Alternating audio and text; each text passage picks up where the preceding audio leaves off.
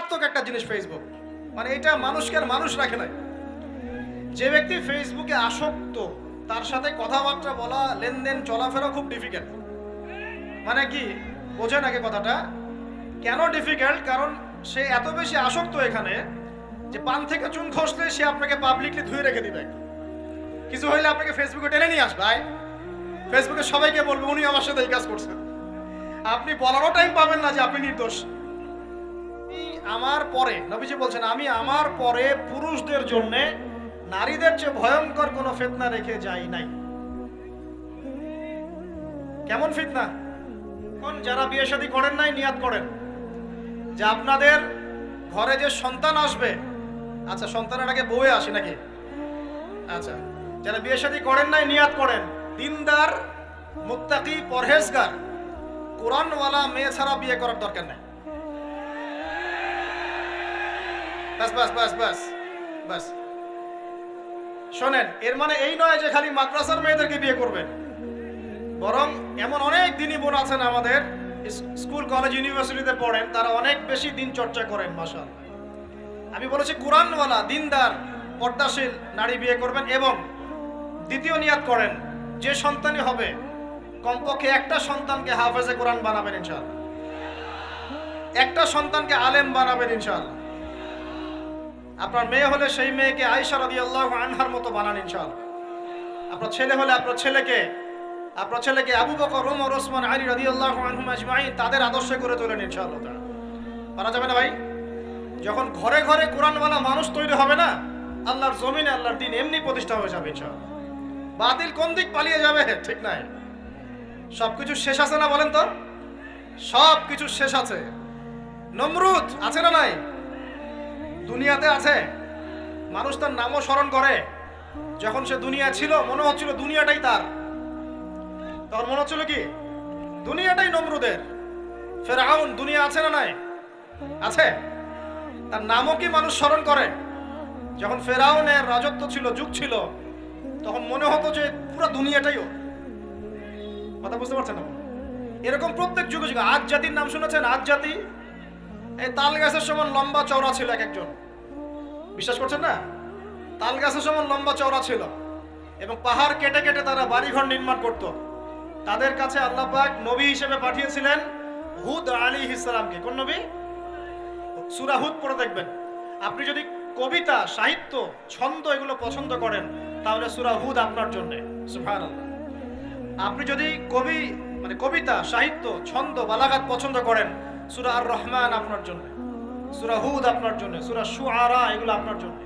এত চমৎকার কাব্যিক বিন্যাস আছে, মানে কবিতার ছন্দে ছন্দে উপন্যাস ব্যাখ্যা করা হয়েছে বলে। সুবহানাল্লাহ। বই কিনবেন। আমি যে প্রত্যেকটা লেকচারে একটা একটা করে দুইটা করে বইয়ের নাম বলি, বইগুলো কিনবেন আল্লাহর ওয়াস্তে। আজকে শুধু একটা বইয়ের নাম বলবো না, আজকে আমি এমন একজন রাইটারের নাম বলে দিব যে রাইটারের সবগুলো বই বাসায় কিনবেন আপনারা ইনশাআল্লাহ। যদি আপনি এই রাইটারের, এই আলেমের সবগুলো বই বাসায় রাখতে পারেন এবং চর্চা করতে পারেন, ইনশাআল্লাহ আপনি সিরাতুল মুস্তাকিমেই থাকবেন ইনশাআল্লাহ। আমি আপনার জিম্মেদার হচ্ছি ইনশাআল্লাহ। যদি আপনি পথভ্রষ্ট না হয়ে যান, এই বইগুলোতে এত চমৎকার করে গাইডলাইন দেয়া আছে, আপনি ইনশাআল্লাহ সঠিক পথেই থাকবেন। নামটা বলে দিব। সবার প্রিয় আলেম, পুরো বিশ্বের, শুধু বাংলাদেশের নয়, অন্যতম একজন প্রিয় আলেম, বিদগ্ধ আলেমে দ্বীন আল্লামা মুফতি তকি উসমানী দামাত বারাকাতুহু। নাম শুনেছেন? এই নামটা শুনেছেন? আচ্ছা, তার অনেক বই আছে, প্রায় 200, 300, 400 মতো। সবগুলা বই বাসায় কিনবেন ইনশাআল্লাহ। ইবাদত নিয়ে বই আছে, মুআমালাত নিয়ে বই আছে, তাসাউফ নিয়ে বই আছে, জিকির নিয়ে বই আছে, অর্থনীতি নিয়ে বই আছে, ওয়ার্ল্ড অ্যাফেয়ার্স নিয়ে বই আছে, প্রতিটা সাবজেক্ট ধরে ধরে বই আছে। কোথায় পাবেন? এই তো অনলাইনে অনেক বুকশপ আছে না, এগুলোতে পাবেন। বাংলা বাজারে ঢাকায় পাবেন। এগুলো অনুবাদ হয়ে গেছে আলহামদুলিল্লাহ। এবং বাংলাদেশে অনেক স্টুডেন্ট আছে তার হাতে গড়া। তাদের ইলম, তাদের আমল, তাদের আখলাক দেখলে পরকালকে চেনা যায়। মাশাআল্লাহ। বই কিনতে পারবেন তো একটু ইনশাআল্লাহ? আরে ভাই, ইউনিভার্সিটির ক্যান্টিনে বসলেই তো 100 টাকা শেষ হয় আপনার। আর ক্যান্টিনে যদি বোরখাওয়ালা কাউকে নিয়ে বসেন তাহলে তো শেষ। এখন সহি প্রেম করে মানুষ। এক ভাই প্রশ্ন করেছে সেদিন, কালকেই, যে সে দিনের পথে ফিরে এসেছে কিন্তু তার গার্লফ্রেন্ডকে ভুলতে পারে না। তো বলছে ভাই তাকে দাওয়াত দেওয়ার খাতিরে হলেও কি ফোনে কথা বলা যাবে? কি উত্তর দিব বলেন? আপনি পবিত্র হতে যাচ্ছেন কি না? পবিত্র হতে চাচ্ছেন, পবিত্র পথে আসতে চাচ্ছেন, তাহলে অপবিত্র পথে আবার কেন ফিরে যাবেন? এগুলো কি হালাল না হারাম? আল্লাহ পাক বলেছেন লা তাকরাবু জিনা, জিনার ধারের কাছেও যেও না, ধারের কাছেও যেও না। দেখেন এই একই কথা আল্লাহ পাক আদম এবং হাওয়া আলাইহিস সালামকে এই রকম শব্দে বলেছিলেন, ওয়ালা তাকরাবা হাযিহিশ শাজারা, তোমরা এই গাছের ফল খেও না এমন নয়, তোমরা এই গাছের কাছেও যেও না। আমার কথা কি বুঝতে পারছেন? মানে এই বাঁশ অতিক্রম করে এসো না এমন নয়, এই বাঁশের কাছেও বসবা না। বুঝতে পারছেন কথা? একইভাবে আল্লাহ বলছেন ওয়ালা তাকরাবু জিনা, তোমরা জিনা করো না এমন নয়, জিনার কাছেও। ফিজিক্যাল রিলেশন তো অনেক দূরের কথা, হারাম। আপনি ফোনেও কথা বলবেন না, আল্লাহ পাক তৌফিক দান করেন। আপনি যদি পবিত্র থাকতে পারেন ইনশাআল্লাহ তাআলা আল্লাহ পাক আপনাকে আপনার উপযুক্ত পাত্রী দিবেন ইনশাআল্লাহ। আর যদি আপনি পবিত্র থাকতে না পারেন, এমন হতে পারে যে হয়তো আপনি পবিত্র কাউকে পান নাই, হতে পারে কিনা? আচ্ছা প্রিয় ভাইয়েরা, বইটা কিনবেন, বইটার নাম, দোয়ার বইটার নাম হলো হিসনুল মুসলিম। কি নাম? হিসনুল মুসলিম। যদি কিনতে না পারেন ওই যে প্লে স্টোরে ঢুকেন, প্লে স্টোরে ঢুকে দেখবেন যে একটা অ্যাপস আছে হিসনুল মুসলিম। এখানে যতগুলো দোয়া আছে সবগুলো দোয়া আগামী 1 বছরের মধ্যে মুখস্থ করবেন। রাজি আছেন কিনা? আর এখানে সকাল সন্ধ্যায় পড়ার জন্য কিছু দোয়া আছে, সকাল সন্ধ্যায় পড়ার। এই দোয়াগুলো আল্লাহর ওয়াস্তে মুখস্থ করবেন। পারবেন ইনশাআল্লাহ? আল্লাহ তৌফিক দান করুন। আমি আর একটা আমল বলে দিব, তারপর সামনে যাব। সেটা হলো 5 ওয়াক্ত নামাজ তো পড়েন মাশাআল্লাহ, নাকি? কারা কারা নামাজ 5 ওয়াক্ত পড়েন হাত তোলেন দেখি। আলহামদুলিল্লাহ মাশাআল্লাহ, হাত নামান।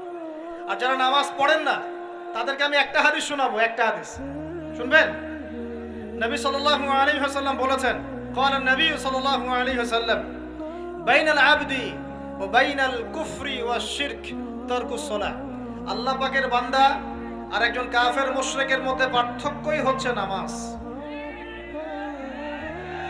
আল্লাহ পাকের বান্দা মানে মুমিন মুসলিম এবং একজন কাফের মুশরিকের মধ্যে পার্থক্য কি? মান তারাকা সালাতান মুতাআম্মিদান ফাকাদ বারিয়াত মিন যিম্মাতিল্লাহ। কেউ যদি ইচ্ছাকৃতভাবে তার উপর ফরজ নামাজকে ছেড়ে দেয়, সে যেন আল্লাহ পাকের জিম্মেদারি থেকে মুক্ত হয়ে গেল। অন্য হাদিসে আছে মান তারাকা সালাতান মুতাআম্মিদান ফাকাদ কাফার। কেউ যদি ইচ্ছা করে নামাজ ছেড়ে দেয়, সে ব্যক্তি কুফরি করলো। বলি নাউজুবিল্লাহ। আমরা কি কুফরি করতে চাই নাকি ভাই? নামাজের কথা বলেছি, 5 ওয়াক্ত নামাজ কারা কারা পড়েন না হাত তোলেন এবার। আচ্ছা লজ্জার কিছু নাই, এখন আমার সাথে তওবা করেন, আমার সাথে তওবা করেন। বলেন আস্তাগফিরুল্লাহ আল্লাযী লা ইলাহা ইল্লা হুয়াল হাইয়ুল কাইয়্যুম ওয়া আতুবু ইলাইহি। আল্লাহর কাছে সাক্ষী রেখে বলেন, আল্লাহ আমি জীবনে যত রাকাত নামাজ ছেড়ে দিয়েছি এর জন্য আমাকে মাফ করে দাও। ইনশাআল্লাহ আগামী জীবনে আমি বিনা ওজরে 1 ওয়াক্ত নামাজও বাদ দিব না ইনশাআল্লাহ। রাজি আছেন ইনশাআল্লাহ? বাস এই একটা নসিহত যদি আজকে আপনারা আমল করতে পারেন, ইনশাআল্লাহ আজকের মাহফিল সফল। পারা যাবে? আর বই কিনতে বললাম 1 নাম্বার কোন বই বলেন? হিসনুল। আর কোন আলেমের নাম বলেছে? আল্লামা, জোরে বলেন। তার অনেকগুলো বই আছে, কেনার চেষ্টা করবেন তো ইনশাআল্লাহ। আল্লাহ পাক তৌফিক এনায়েত করুন বলি আমিন। তাহলে আমরা সূরা যারিয়াতের 56 নম্বর আয়াতে কি শিখেছি ভাই? আল্লাহ রাব্বুল আলামিন আমাদেরকে সৃষ্টি করেছেন কেন? তার ইবাদত করার জন্য আছে। এখন আমাকে বলেন যে আল্লাহ পাকের ইবাদত করার জন্য আল্লাহ পাক এই দুনিয়াতে আমাদেরকে কত বছর সময় দিয়েছেন বলেন দেখি। সর্বোচ্চ কত হবে? সর্বোচ্চ 60, 70, 100 হতে পারে। এই তো। আমরা কি চিরস্থায়ী থাকবো এখানে না চলে যাব? আচ্ছা দুনিয়ার জীবনটা তাহলে কি? আল্লাহ পাক বলছেন আল্লাযী খালাকাল মাউতা ওয়াল হায়াতা লিয়াবলুয়াকুম আইয়ুকুম আহসানু আমালা। আল্লাহ পাক জীবন মৃত্যু সৃষ্টি করেছেন কেন? আল্লাহ পাক পরীক্ষা করার জন্য যে এই দুনিয়ার জীবনে আমলে কে শ্রেষ্ঠ, আমলে কে শ্রেষ্ঠ। দুনিয়ার জীবনে আসার উদ্দেশ্য পেয়েছি আল্লাহর ইবাদত করা, এখন পেলাম আল্লাহ জীবন মৃত্যু কেন সৃষ্টি করেছেন? আমলে পরীক্ষা করার জন্য যে কে শ্রেষ্ঠ হচ্ছে। আমাদের উদ্দেশ্য কি? আমাদের উদ্দেশ্য হচ্ছে পুলসিরাত পার হয়ে জান্নাতে যাওয়া। উদ্দেশ্য কি? পুলসিরাত পার হয়ে জান্নাতে যাওয়া। সূরা আলে ইমরানের 185 নম্বর আয়াতে আল্লাহ পাক বলেছেন, কুল্লু নাফসিন যায়িকাতুল মাউত, প্রত্যেকটা নফস মৃত্যুর স্বাদ গ্রহণ করবে, এরপর কিয়ামতের মাঠে তাদের আজর তাদেরকে পূর্ণ মাত্রায় বুঝিয়ে দেওয়া হবে। আল্লাহ পাক বলেন, ফামান যুহজিহা আনিন নারি ওয়া উদখিলাল জান্নাতা ফাকাদ ফাজ, ওই দিন যে ব্যক্তিকে জাহান্নাম থেকে বাঁচানো হবে এবং জান্নাতে প্রবেশ করানো হবে সেই ব্যক্তি হচ্ছে সফল। কথা ঠিক কি না? তাহলে উদ্দেশ্য পেলাম তো, আমাদের গন্তব্য পেলাম তো। আমাদের গন্তব্য কি তাহলে? জান্নাত। এখন এই দুনিয়ার জীবনে আমরা সর্বোচ্চ হয়তো 100 বছর বাঁচবো, আল্লাহ ভালো জানেন, তাই তো? এই দুনিয়ার জীবনের এই হায়াতের সবচেয়ে ইম্পর্টেন্ট টাইমটা কোনটা বলেন? সবচেয়ে ইম্পর্টেন্ট টাইম কোনটা? যৌবন কি না? যৌবন কাকে বলে? যৌবন কাকে বলে? কত বছর থেকে কত বছর পর্যন্ত? 20 থেকে 40, বা 15 থেকে 40, বা 20 থেকে 50, এই তো? আচ্ছা, এই বয়সের মধ্যে কারা কারা আছেন হাত তোলেন দেখি। মাশাআল্লাহ, সবাই তো দেখে এই বয়স, হাত নামান। এখন এই বয়স সম্পর্কে আগে দুইটা হাদিস শোনেন, আমার দিকে তাকান, তারপরে আমি বলছি অবস্থা কি, করণীয় কি। আমি বলেছি যুবকদেরকে কিছু নসিহত করবো আজকে, নিয়াত করেছি, ঠিক আছে ভাই? আচ্ছা, যুবকদের সম্পর্কে প্রথম হাদিস, রাসূল সাল্লাল্লাহু আলাইহি ওয়াসাল্লাম বলেছেন, কিয়ামতের মাঠে মানুষ যখন উঠবে, আমরা উঠবো কি না? আচ্ছা, নাকি উঠবো না? যারা আগুনে পুড়ে গেছে তারা উঠবে কিনা? যারা পানিতে ডুবে গেছে, যাদের লাশও খুঁজে পাওয়া যায় নাই, উঠবে কিনা? উঠবে।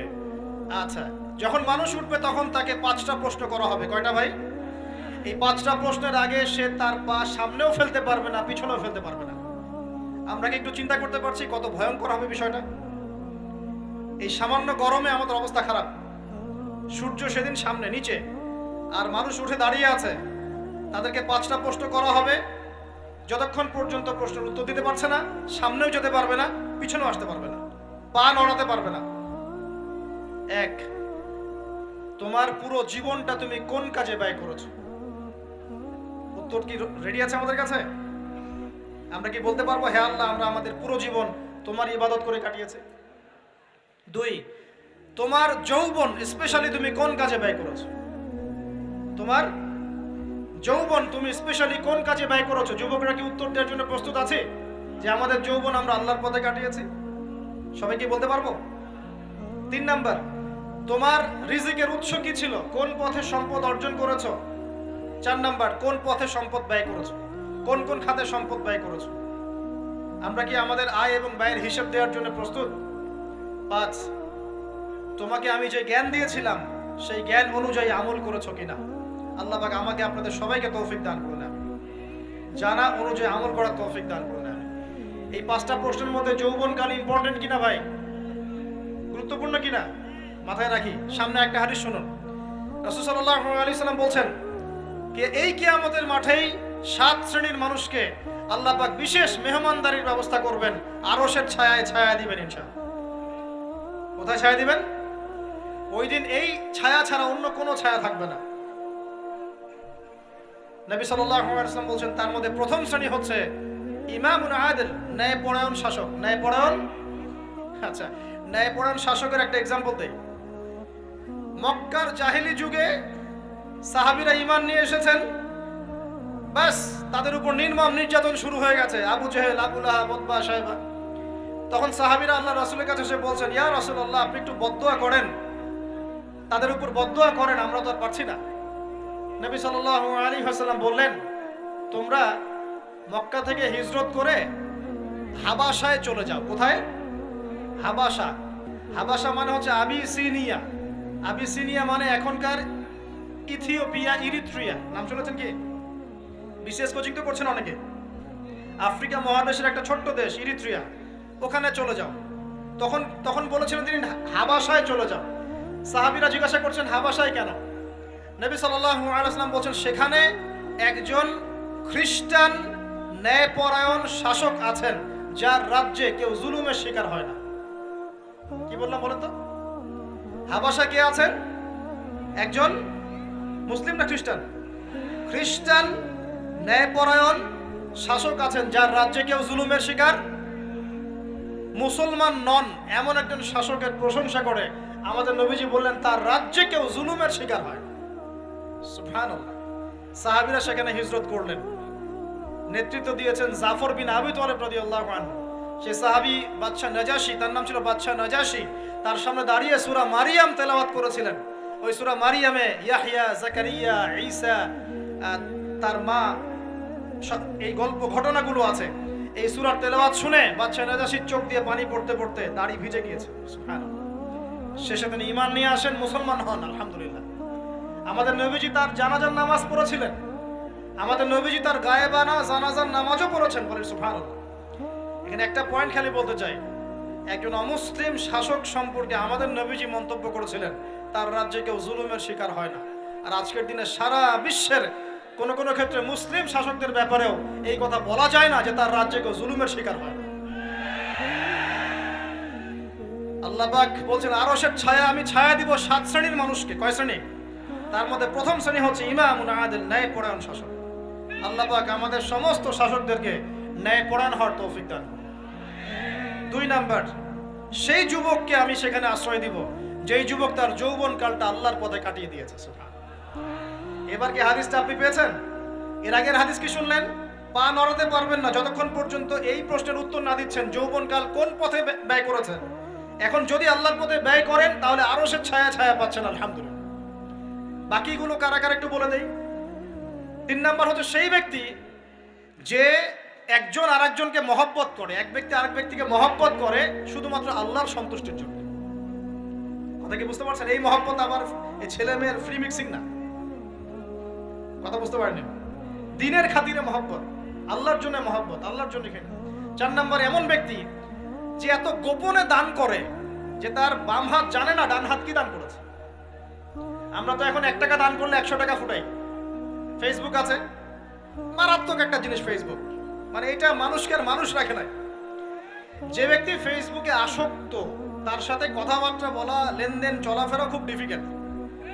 মানে কি বোঝেন আগে কথাটা? কেন ডিফিকাল্ট? কারণ সে এত বেশি আসক্ত এখানে যে পান থেকে চুন খসলে সে আপনাকে পাবলিকলি ধুয়ে রেখে দিবে।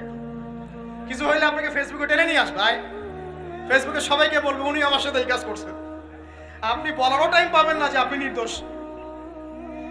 খুব মুশকিল না এগুলা? আল্লাহ মাফ করুক আমাদেরকে। এমন ভাবে দান করে যে বাম হাত জানে না ডান হাত কি দান করছে। 5 নাম্বার এমন ব্যক্তি যে এটা যুবক, এটাও যুবক, যাকে কোনো সুন্দরী নারী আহ্বান করছে জিনার জন্য, সুন্দরী উচ্চ বংশের নারী, যে আসো আমার সাথে জিনা করো। ওই ইউসুফ আলাইহিস সালামের মতো, মনে আছে? ইউসুফ আলাইহিস সালামের ঘটনা মনে আছে? আচ্ছা, কিন্তু সেই যুবক বলে, সেই ব্যক্তি বলে ইন্নী আখাফুল্লাহ, আমি আল্লাহকে ভয় করি, আমি তোমার সাথে খারাপ কাজ করতে পারবো না। এরকম ছেলে এবং এরকম মেয়ে এখন সমাজে খুঁজে পাওয়া যায়? হাতে গোনা, হাতে গোনা। আপনি অনলাইন ঘাটাঘাটি করেন, গুগল করেন, ক্রস চেক করেন, দেখবেন বাংলাদেশের 25 বছরের কম বয়সী ছেলে আর মেয়েদের জেনার হার কত আপনি বের করে দেখেন। 25 বছরের কম যে যুব সমাজ আমাদের সামনে আছে তাদের মধ্যে কত % যুবক এখন পর্যন্ত ফিজিক্যাল সম্পর্ক করেনি কারোর সাথে, আপনি খুঁজে বের করতে পারবেন। শুধু ছেলেদের ক্ষেত্রে এটা নয়, মেয়েদের ক্ষেত্রেও আছে। এই যে অনার্স লাইফ পার করার আগেই বহু মেয়ে সতীত্ব নষ্ট করে ফেলছে, বহু ছেলে সতীত্ব নষ্ট করে ফেলছে। কথাগুলো কি রাগ করছেন? আমি আপনাদের ভাই এবং আমি আপনাদেরকে মহব্বত করি। আমরা জেনার পথে যাব না, আমরা হালাল সম্পর্কে থাকবো ইনশাআল্লাহ। যখন আপনি জেনায় চলে যাবেন আপনার কলব থেকে আল্লাহর নূর নষ্ট হয়ে যাবে। এটা এমন একটা পাপ যেটা করার পর মানুষ আল্লাহর সামনে মাথা তুলে দাঁড়াতে পারে না, লজ্জায় চোখ নেমে যায়, ইবাদতে স্বাদ পায় না। যখন হারাম সম্পর্কে, ফ্রি মিক্সিং, এগুলোতে মানুষ থাকে, ইবাদতে মানুষ স্বাদ পায় না। দিনের পর দিন ইবাদত করে মনোযোগ আসে না, মন লাগে না, চোখ দিয়ে একটু পানি বের হয় না, আল্লাহর জন্য কাঁদতে পারে না, কারণ মনের মধ্যে তো নূর নাই। আর যখন একটা মেয়ে বেপরদায় থাকে, অনেক ইবাদত করলেও তার এই বেপরদায় থাকার কারণে সমাজের বহু মানুষের চোখের জেনা হয়ে যায়। এতে করে ওই সব মানুষের পাপের ফল এই মেয়েটাকে ভোগ করতে হয় এবং মানুষের চোখের বদনজর লাগে, ওই মেয়ে অসুস্থ হয়ে পড়ে মানসিকভাবে, শারীরিকভাবে। আমি আমাদের যুবক ভাই এবং যুবক বোনদেরকে রিকোয়েস্ট করব, আল্লাহর ওয়াস্তে চরিত্রটাকে পবিত্র রাখার চেষ্টা করুন। আমি আল্লাহ পাক তৌফিক দান করলেন। এই যুবককে আল্লাহ পাক আরশের ছায়া ছায়া দিবেন যে একটা মেয়েকে পেয়েও আল্লাহর ভয় তাকে ভোগ করে নাই। আল্লাহ পাক এরকম যুবক ঘরে ঘরে তৈরি করুন। তাহলে কি করবেন ভাই? হালাল উপার্জনের ব্যবস্থা করবেন, ব্যাস সরাসরি বিয়ে করে ফেলবেন। পরিবারকে বোঝানোর চেষ্টা করবেন, না বুঝলে আন্দোলন শুরু করবেন যে আমি জেনা করতে চাই না, আমি বিয়ে করতে চাই, বিয়ে আমার দেওয়ানি লাগবো, এরকম। ব্যাস তারপর দেখবেন বাপ মা কেমন করে বিয়ে না দেয়। আল্লাহ সাহায্য করবে ইনশাআল্লাহ। আল্লাহ আমাদের যুবক ভাইদেরকে চরিত্র হেফাজত করার স্বার্থে বিয়েকে সহজ করে দিন। আমি আবার কাউরে নিয়ে পালায় যায় না, ওই কাজ করতে যায় না কিন্তু আবার, ঠিক আছে? কারণ এভাবে কোর্টে গিয়েও যদি একটা মেয়ে বিয়ে করে, এই বিয়ের জায়েজ না জায়েজ নিয়ে অনেক কথা আছে। অতএব এইসব ঝুঁকির মধ্যে যাবেন না, বাসায় বোঝানোর চেষ্টা করবেন। আর এক শ্রেণীর ব্যক্তি আছে যাদেরকে আল্লাহ পাক আরশের ছায়া ছায়া দিবেন। তারা কারা? যারা গোপনে আল্লাহকে স্মরণ করে কাঁদতে পারে, বলি সুবহানাল্লাহ। এখন এই দুটো হাদিসের মধ্যে যুবকদের অবস্থান কি পেয়েছেন? আচ্ছা, আরেকটা শোনাই এবার। নবী সাল্লাল্লাহু আলাইহি ওয়াসাল্লাম বলেছেন, 5টা জিনিস আসার আগেই 5টা বিষয়কে মূল্যায়ন করো। 1, তোমার বার্ধক্য আসার আগেই তোমার যৌবনকে মূল্যায়ন করো। যৌবনের গুরুত্ব পেলেন তো এবার? তোমার মৌত আসার আগেই তোমার জীবনকে মূল্যায়ন করো। অসচ্ছলতা আসার আগেই সচ্ছলতাকে মূল্যায়ন করো। অসুস্থতা আসার আগেই সুস্থতাকে মূল্যায়ন করো। এবং এই যে কথাটা বললাম যে তোমার বার্ধক্য আসার আগেই যৌবনকালটাকে মূল্যায়ন করো। এই হাদিসগুলোর মধ্যে আমরা সংক্ষিপ্ত পরিসরে যৌবনকালের গুরুত্ব পাচ্ছি কিনা ভাই? এখন এই যৌবনকালটা আমাদের কাটানো উচিত আল্লাহ পাকের ইবাদতের মধ্য দিয়ে। এই যৌবনকালটা আমাদের কাটানো উচিত কয়েকটা বিষয়ের মধ্য দিয়ে। তার মধ্যে আমি 10টা পয়েন্ট আপনাকে বলবো। কয়টা ভাই? 10টা। 1, এই যৌবনকালে সবার আগে আমাদের কর্তব্য হচ্ছে দ্বীনের ইলম অর্জন করা। কি করা ভাই?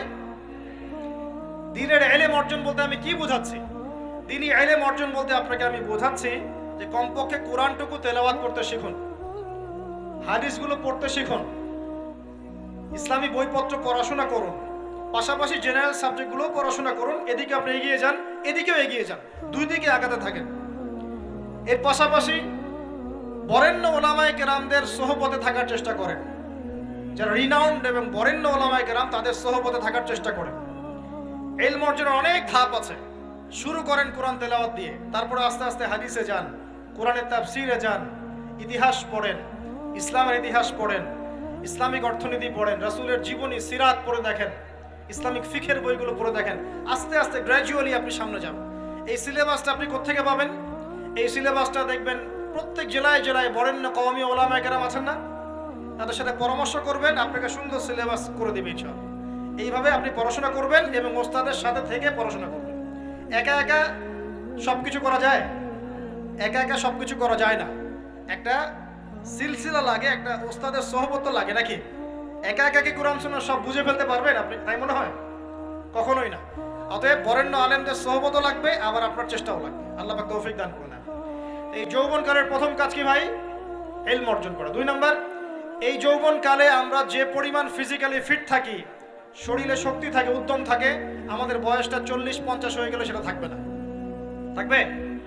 অতএব এই যৌবনকালে বেশি বেশি ইবাদত করতে থাকেন। আল্লাহ পাক তৌফিক দান। এই যৌবনকালে 5 ওয়াক্ত নামাজ তো পড়বেনই, এর পাশাপাশি নফল নামাজগুলো পড়ার চেষ্টা করবেন।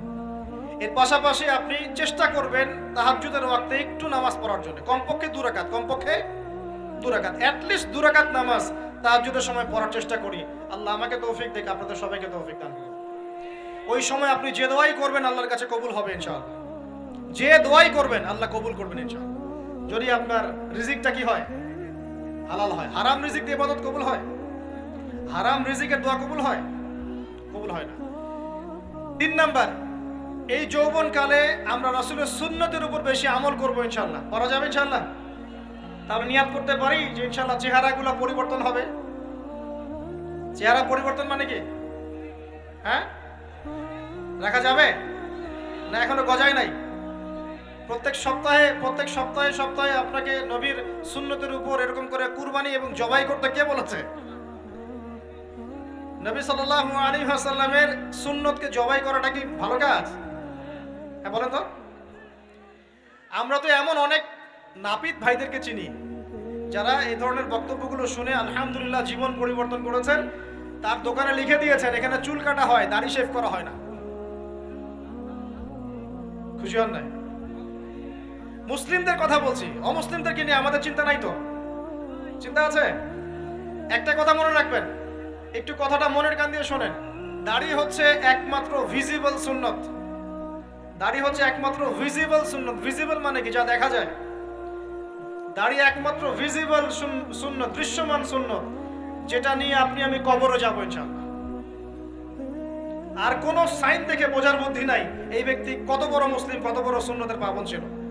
খালি কপালের সেজদার দাগ আর চেহারার দাড়ি বাকি থাকবে। কথা বুঝতে পারছেন ভাই? নিয়াত করা যায় একটু দাড়ি ছেড়ে দিব, নাকি দাড়ি রাখলে চাকরি পাবেন না? দাড়ি রাখলে মেয়ে দিবে না নাকি? তো যে মেয়ে দাড়ি রাখলে বিয়ে করতে চায় না তাকে বিয়ে করারও দরকার নাই। আর দাড়ি রাখলে যে চাকরি আপনাকে ছাড়তে হয় ওই চাকরিও করার দরকার নেই। 4 নাম্বার ভাই, যৌবনকালে আমরা আমাদের সময়গুলোকে মূল্যায়ন করবো ইনশাআল্লাহ। কথা বুঝতে পারছি ভাই? সময় মূল্যায়ন কেমন? আপনার দিন রাতের একটা রুটিন থাকবে, এলোমেলো লাইফ লিড করবেন না। এই যে আমরা, আল্লাহ মাফ করুক, আমরা এখন 3টায় 2টায় 4টায় ঘুমাই, 12টা 1টা 2টায় উঠি, নাউজুবিল্লাহ। এতে করে কি আমাদের রুটিন লাইফটা ঠিক আছে? আমাদের খাওয়ার ঠিক নাই, আমাদের ঘুমের ঠিক নাই, আমাদের মানে খাবারের যে অভ্যাস, খাদ্যাভ্যাসে ঠিক নাই। আর নিয়মতান্ত্রিক লাইফ লিড করবো আমরা, নিয়মতান্ত্রিক। আমার জীবনে একটা রুটিন থাকবে, এই রুটিনের বাইরে যাব না। পড়াশোনার রুটিন থাকবে, খেলার বা এক্সারসাইজ রুটিন থাকবে, খাওয়া দাওয়ার রুটিন থাকবে, দাওয়ার রুটিন থাকবে, আমি আলেম ওলামাদের কাছে যাবো, এই রুটিন থাকবে। একটা রুটিন লাইফ লিড করবেন, এলোমেলো জীবন যাপন করবেন না। আল্লাহ পাক আমাকে তৌফিক দান করুন, আপনাদের সবাইকে তৌফিক দান করুন। কয়টা বলেছি ভাই বলেন? 6 নাম্বার, যৌবনকালে সবচেয়ে বেশি বেঁচে থাকবো নারীর ফিতনা থেকে। কি থেকে ভাই? যৌবনকালে সবচেয়ে বেশি বেঁচে থাকবো কি থেকে? একটা হাদিস বলি, নবী সাল্লাল্লাহু আলাইহি ওয়াসাল্লাম বলেছেন, মা তারাকতু বা'দি ফিতনাতান আদাররু আলা রিজালি মিনান নিসা। আমি আমার পরে, নবীজি বলছেন, আমি আমার পরে পুরুষদের জন্য নারীদের চেয়ে ভয়ঙ্কর কোনো ফিতনা রেখে যাই নাই। কেমন ফিতনা? আপনি একটু অনেস্টলি বলেন তো দেখি, যে আমরা যারা পর্নোগ্রাফিতে টুকটাক আসক্ত বা এ ধরনের অনলাইনে বা অফলাইনে এই ধরনের হারাম সম্পর্কের সাথে আছি, মন থেকে কি আপনি ফিল করেন যে আল্লাহ আপনার সাথে আছেন? বলেন তো দেখি, অনেস্টলি বলেন। আপনি যখন নামাজ পড়ে বাসায় ফিরে যান, ফিরে যেতে যেতে যদি আপনার চোখে খারাপ কিছু পড়ে, আপনার মনের নূরটা নষ্ট হয়, আপনি বুঝতে পারেন না? বুঝতে পারেন না? যখন আপনি এরকম হারাম কোনো সম্পর্কে আছেন, নাউজুবিল্লাহ, আপনার মনটা যে শক্ত হয়ে গেছে, আপনি বুঝতে পারেন না? আল্লাহর ওয়াস্তে নারী জাতির ফিতনা থেকে সর্বোচ্চ দূরত্ব অবলম্বন করবেন। আল্লাহ পাক তৌফিক দান করবেন। কি করব তাহলে আমরা? ওই যে বলেছি, হালাল সম্পর্ক করতে পারলে হালাল, যদি করতে না পারি সবর করবেন। কি করবেন? সবর করবেন, ভালো কাজে ব্যস্ত থাকবেন, বেশি বেশি রোজা রাখবেন। কি করবেন? বেশি বেশি রোজা রাখবেন। সোমবারে রোজা রাখবেন, বৃহস্পতিবারে রোজা রাখবেন। এভাবে আপনি আপনার জীবনটা গুছিয়ে নেন, আল্লাহ পাক প্রবৃত্তিকে নিয়ন্ত্রণ করার ক্ষমতা দিবে ইনশাআল্লাহ। এরপরেও যদি ভুল হয়ে যায়, হতে পারে এই যুগটা ফিতনার যুগ, চরম ফিতনার যুগ। যদি কোনো ভুল হয়ে যায়, খবরদার আপনি হতাশ হবেন না। ভুল হয়ে গেলে কখনো হতাশ হবেন না। হতাশা শয়তানের পক্ষ থেকে আসে, কখনো হতাশ হবেন না। দেন ওযু করে জায়নামাজে দাঁড়িয়ে 2 রাকাত নামাজ পড়ে আল্লাহকে বলবেন, আল্লাহ আমার ভুল হয়ে গেছে, আমাকে মাফ করে দাও। পারা যাবে ইনশাআল্লাহ। জীবনে কখনো হতাশ হবেন না। জীবনে যাই হয়ে যাক না কেন, কখনো হতাশ হবেন না। মনে রাখবেন, আল্লাহ আপনার রব, আল্লাহ আপনার সাথে আছেন ইনশাআল্লাহ। অতএব নারীর ফিতনা থেকে নিজেকে বাঁচিয়ে রাখার চেষ্টা করুন। আল্লাহ পাক তৌফিক এনায়েত করুন।